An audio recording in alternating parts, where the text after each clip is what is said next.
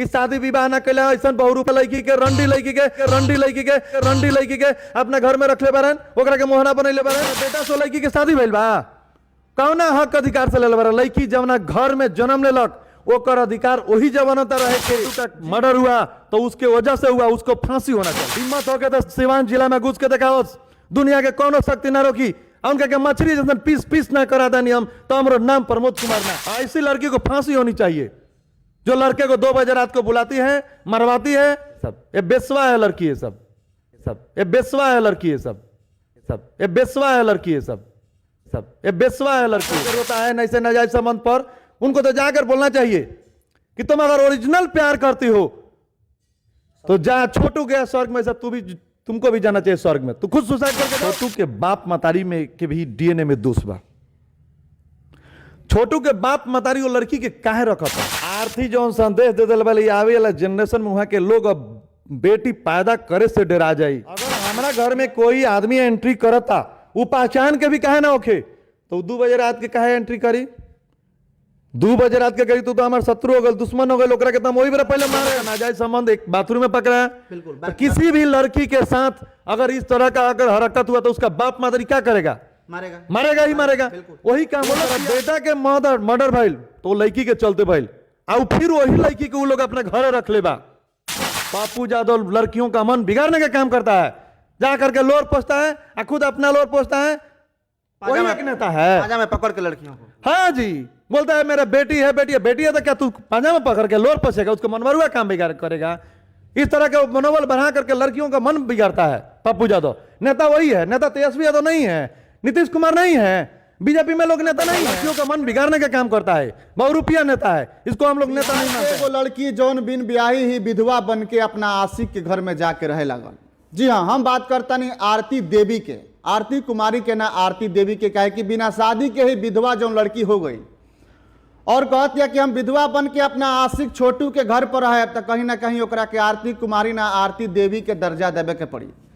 और अपना आशिक के घर में बुला के आशिक के साथे कुकर्म करके, और जब आशिक मर गए ओकरा बाद से प्रेम के ढोंग करे लगल, प्रेम के जाल बिछावे लगल, और अपने ही माता पिता के आज जाल में फंसा चुकल बिया। आज हमारा साथे बातचीत करे खातिर बानी गोरियाकोटी विधानसभा 111 के पूर्व प्रत्याशी प्रमोद राय जी। तमाम बातचीत हुई आरती और छोटू के प्रेम कहानी के ऊपर। प्रमोद जी का कहे, नया मोड़ ले चुकल बा आरती देवी के प्रेम कहानी जौन बा, दिन पर दिन नया नया बयान और नया नया तमाशा खड़ा कर रहल बिया। का कहे राउरा मन में सबसे पहिल का शब्द का चलता? हमरा मन में पहिल का शब्द चलता कि सबसे बड़ा दोषी आरती कुमारी बिया।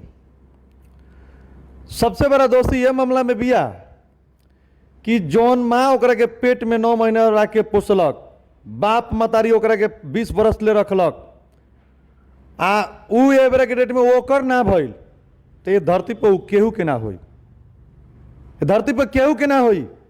ऐसे सबसे पहले तो आरती कुमारी के सजा फांसी के होके के चाहिए कि वो एक लड़का के जान खुद ले ले बिया, आ ओकरा चलते भविष्य में और कुछ ना कुछ होते रही। सबसे पहले तो ओकर फांसी होके के चाहिए। तो फांसी की मांग करता नहीं? हाँ, लड़की के फांसी के मांग करता नहीं, आ लड़की के फांसी के मांग करता नहीं। आ जौन छोटू कुमार लड़का बा ओकर जीवन ओकरा घर के बाप मतारी के दोषी ठहरा होता नहीं हम कि अपना लड़का पर कंट्रोल कहने के लगी कि दूसरा के घर में 2 बजे रात के गई। एगो बात बताई प्रमोद जी, आरती कुमारी कहतारी कि हम एगो कमरा में बंद रहनी और दूसरका कमरा में ले जा करके हमरा घर के लोग छोटू के मुआ दिहल। आरती के लगे दिव्य दृष्टि रहे कि आरती दूसरा कमरा में बंद होकर देख लेली। आरती कैसे देख लेली कि उनका आशिक के मुआवल जाता? ये सबसे बड़ा सवाल बा। आरती जौन बात कहतारी ये आरोप सब झूठा बा। आरती अपन नाजायज संबंध खातिर वो लड़का के बुलैले रहली। आई देश के अंबेडकर जी के संविधान में और हमारा देश के सांस्कृतिक में ये अलाउ करता है कि कोई भी अनजान व्यक्ति या जान पहचान के भी व्यक्ति 2 बजे रात के अगर केहू के घरे घुसता तो ओकर सजा मौत होखे के चाहिए। वो 2 बजे रात के कहा केहू के घर में घुसल, केकरा से परमिशन लेके घुसल, ओकरा घर के बाप मतारी मुखिया से बात करे के चाहिए। केहू से विदाउट नॉलेज के चोरी से घर में कहे घुसल, ओकर सजा मौत होखे के चाहिए। केहू के घर में अगर कोई भी व्यक्ति अनजान अगर 2 बजे रात के घुसी तो ओकरा परिवार के कर्तव्य बनता कि वो अपना परिवार के रक्षा करो, ओकर कर्तव्य बनता कि उ रक्षा करो और दोषी के दुश्मन के मार गिराओ। उ तो परिवार उहे कइले बा। परिवार उहे कैले बा आ उ हर घर के लोग इहे करी। हमरा घरे रौरा घरे आ केहू व्यक्ति के घरे कोई अनजान व्यक्ति 2 बजे रात के घुसे तो ओकरा के वही बेरा मार गिराई। उ शत्रु बा ओकर, दुश्मन बा ओकर, उ 2 बजे रात के काहे गई? पहलका हमार सवाल बा जे 2 बजे रात के केहू के घर में उ काहे गई? आरती कहत तारी कि 2 बजे रात के हमार भौजाई फोन करके बुलौली। आरती कहा तारी कि 2 बजे रात के जब भौजाई बोलैली तो आरती या छोटू ही बाथरूम में कहां से पकड़ाई लोग? एक रूम में कहां से कैद भाई लोग? आ लड़का के भी गलती बा कि 2 बजे रात के केहू बोलाई तो चल जाई। हमरा के केहू बोलावे 2 बजे रात के हम चल जाम केहू के घरे, काहे जाम हम? हमरा के केहू बोलावे 2 बजे रात के 12 बजे रात के तो हम केहू के घरे काहे जाम? जाए वाला के दोषी बा आ उ लड़का के परिवार के भी दोषी बा कि ओकर बाप मातारी लड़का के मनबरुआ बना के रखले रहे, कंट्रोल ना कैलक। ये प्रेम के का कहें प्रमोद जी? सबसे बड़ा सवाल बा कि जौन ढोंग करतरी आरती, ई जौन प्रेम के नाटक करतरी, प्रेम के का कहें रउआ? ये प्रेम के ये कहें कि लड़का के बाप जी रमेश यादव बारन एमे उहो दोषी बारन। आज के डेट में उ कहत रहे कि लड़की वाला लोग कानून के हाथ में ले लक। उ कानून के काहे हाथ में ले ले बारन?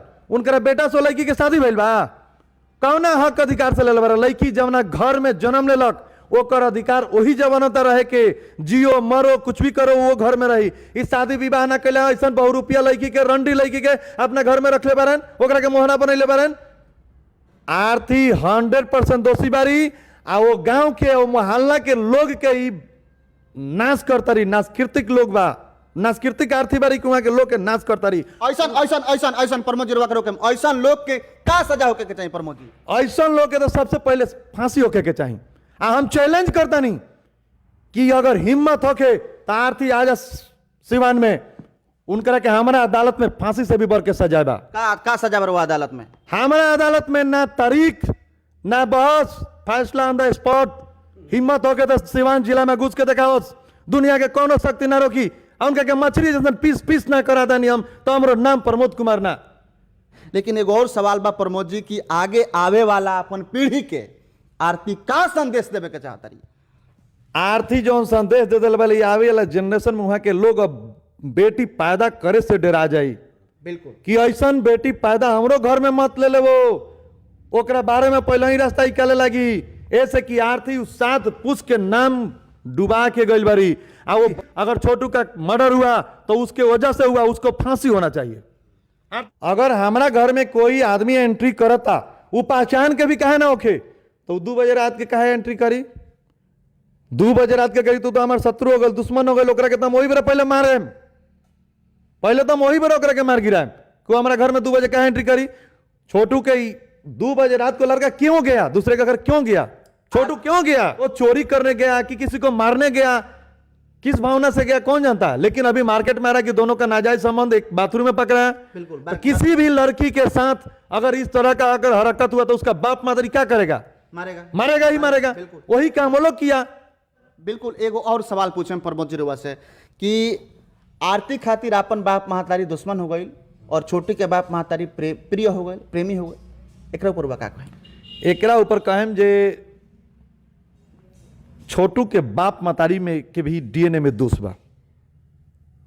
छोटू के बाप मतारी वो लड़की के काहे रखा था? ओकरा बेटा के मर्डर भइल तो वो लड़की के चलते भइल आ फिर वही लड़की के वो लोग अपने घर रख ले बा। हम चैलेंज करता नहीं कि वो परिवार के भी वो आरती नहीं होगी। कितना दिन के बाद आरती के सर पर जौन प्रेम के भूत सवार बा उतर जाए का लागत रहा? कितना दिन के बाद? मुश्किल से 6 महीना। कौन पूछेगा उसको? मुंह से बोलने से होगा कि हमारा बेटी है बहन है। रास्ता चलत किसी को बेटी बहन बनाने से थोड़ी हो जाता है। विधवत उसका क्या है? कोई शादी ब्याह किया है? मुश्किल से 6 महीने में आरती का दुर्दशा होगा। अगर कानून उसको चाहे तो फांसी देने चाहिए। नियम उसको आरती को मोहरा बनाकर रखी है, वो लोग मोहरा बनाकर रखे हैं अपने बचने के लिए, अपने बचने के लिए।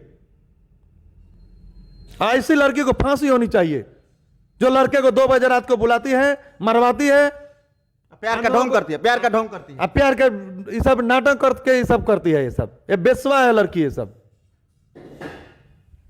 ये लड़की सब बेसवा है।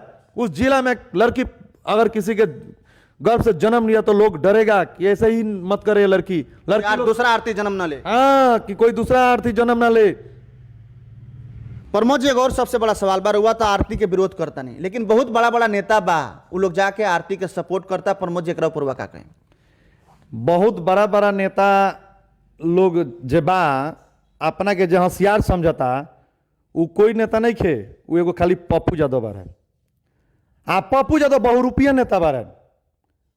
वो जाके आ लड़की सके पांजा में पकड़ के लोर पूछता रहे आ रोता रहे। मर्द के दर्द होता है, कहीं जाकर के रोता है नैसे नाजायज संबंध पर, उनको तो जाकर बोलना चाहिए कि तुम अगर ओरिजिनल प्यार करती हो तो जा, छोटू गया स्वर्ग में से तुमको भी जाना चाहिए स्वर्ग में, तू खुद सुसाइड करके जाओ।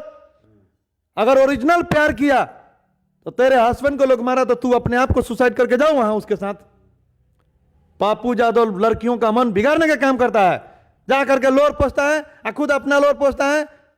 वही एक नेता है, पांजा में पकड़ के लड़कियों को। हाँ जी, बोलता है मेरा बेटी है, बेटी है, बेटी है तो क्या तू पांजा में पकड़ के लोर पोसेगा, उसको मनमरुआ काम बिगाड़ करेगा। इस तरह का मनोबल बढ़ा करके लड़कियों का मन बिगाड़ता है पप्पू यादव। नेता वही है, नेता तेजस्वी यादव नहीं है, नीतीश कुमार नहीं है, बीजेपी में लोग नेता नहीं है। कहां कोई कुछ बोल रहा है? कहां इस तरह का कोई बात बोल रहा है?